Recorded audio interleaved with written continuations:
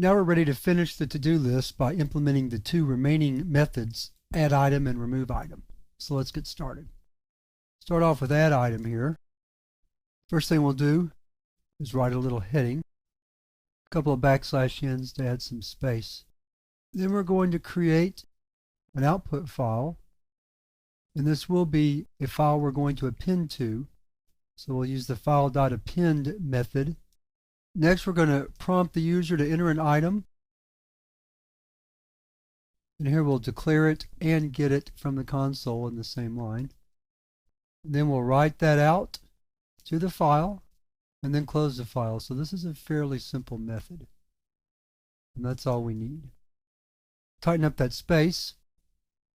So that's the add item method. Now let's move to the remove item method. It's not quite as simple. We begin first by creating a variable choice, which we'll use to store the choice the user makes. Then we display the list so the user can pick the item they want to remove. Then we prompt the user. Then we get that item, the number, so we'll need convert to int32, console.readline.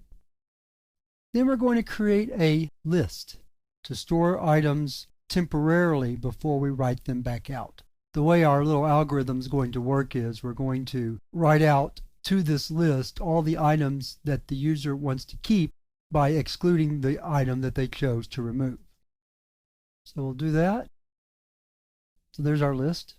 Then we create a variable for number. This represents the number of the item in the list. Then we create a string variable for an item. And we also create an input file to read our data from. I'm not sure why I wrote string reader there. Let's fix that. Stream reader with file name. Then we write a loop that says while infile.peak not equal to -1, our standard loop for looping through an input file. Get an item from the file if the number is not equal to the choice of item we wanted to remove, and add that item to the list that we're going to write back to the file and increment number by 1. And that's our loop. We can go ahead and close infile right here, although it's not that big of a deal. Now we're going to write out the whole file again from scratch. So we'll create a StreamWriter object using our file name, like so. And then right here we're going to write out the items like that. And then when we're finished, we'll close the file and we're done with the method. So now we're ready to see if the program works. First thing we want to do is see if we have a file like that. I happen to have a file that already has an item in it, so I'm going to leave that item in it. If not, you can create the file in the directory that you chose back when you set up the file, and you can make it blank or you can put an item in it to begin with. We didn't demonstrate in this program how to actually create the file from scratch. Add item would append to the file that didn't exist. In fact, we could probably do that.